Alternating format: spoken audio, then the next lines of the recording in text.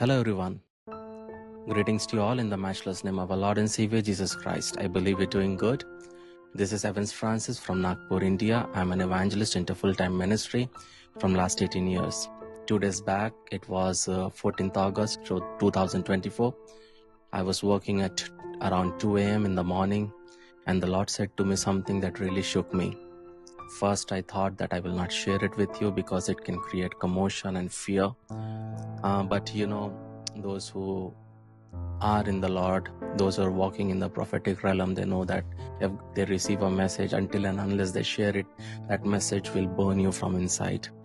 And so I decided, to share it with you. And the Lord said to me only one sentence. He said that worse than COVID is about to hit. He didn't tell me which part, which country. Is it China? Is it India? Is it USA? Is it Poland? I don't know. But this one sentence, it shook me because so many memories, bad memories, sad memories it brought back. I don't know what you will do with this information. Either you will pray for it, or you can share it with your brothers and sisters in Christ to pray about it. When people in Noah's time, they ignored what God was saying, they all got drowned and destroyed. But when the people of Nineveh, they heard the warning, they prayed and they repented, God averted that disaster. Everything is possible through prayers. So I would leave you with only 3 points to ponder. Number 1 is do not fear. God is in control. Over 300 times Bible says do not fear. Second thing I will say, be wise. Prepare yourself. I'm living in India. A lot of things are happening. It's not what I want, but I am prepared. So the more you prepare, the more you will prepare yourself. It will be better for you. It will be easier for you. And the third, look for opportunity for ministry. We are living in the last days, and it is very important to do what God has called you to do. It is not the time to, think about me and my family, but this is a time, to be completely, drenched in the kingdom of God. So may God bless you. May His face shine upon you. Keep smiling. Stay blessed. Shalom.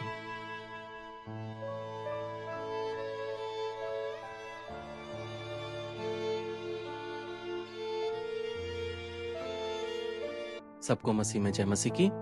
मेरा नाम Evans Francis है और मैं पिछले 18 साल से सेवकाई में हूँ।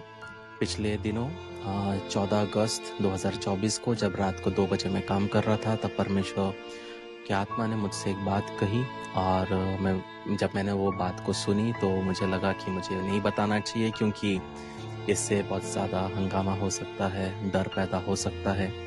लेकिन जो लोग प्रभु में हैं और जो सेवकाई में हैं, उनको पता है कि जब परमेश्वर की ओर से एक वचन मिलता है और अगर हम उसको साझा ना करें तो वो एक अग्नि के जैसे जलता रहता है। इसलिए मैंने डिसाइड किया कि मैं आपसे ये बात को शेयर करूं। और प्रभु ने सिर्फ मुझे एक ही सेंटेंस कहा, वो ये था कि कोविड से भी बदतर कुछ होने वाला है। और उन्होंने मुझसे ये नहीं कहा कि कौन सा देश, इंडिया, पाकिस्तान, न्यूजीलैंड, ऐसा कोई देश नहीं कहा।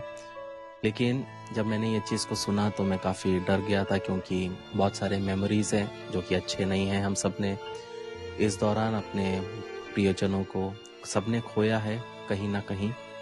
और लेकिन मैं जानता हूँ कि अगर परमेश्वर हमसे कुछ बता रहे हैं तो वो एक रीज़न से है। मुझे नहीं पता आप इस जानकारी के साथ क्या करेंगे। या तो आप इसके लिए प्रार्थना कर सकते हैं, या आप अपने भाई बहनों के साथ जो प्रभु में हैं उनको भी ये वीडियो शेयर कर सकते हैं, ताकि ज़्यादा से ज़्यादा लोग इस विषय के लिए दुआ करें। नूह के समय में जब नूह ने परमेश्वर का वार्निंग को दिया तो लोगों ने उसको इग्नोर किया और एट द एंड वो सब डूब के मर गए। लेकिन वहीं पे जब निनवे में परमेश्वर ने अपने दास को भेजा, जोना को, वहाँ के लोगों ने पश्चाताप किया और परमेश्वर जो उनके जीवन में भयानक कार्य करने वाला था, जो दंड देने वाला था, परमेश्वर ने वो नहीं किया। इसलिए बहुत ज़रूरी है प्रियो कि हम इस विषय के लिए दुआ करें।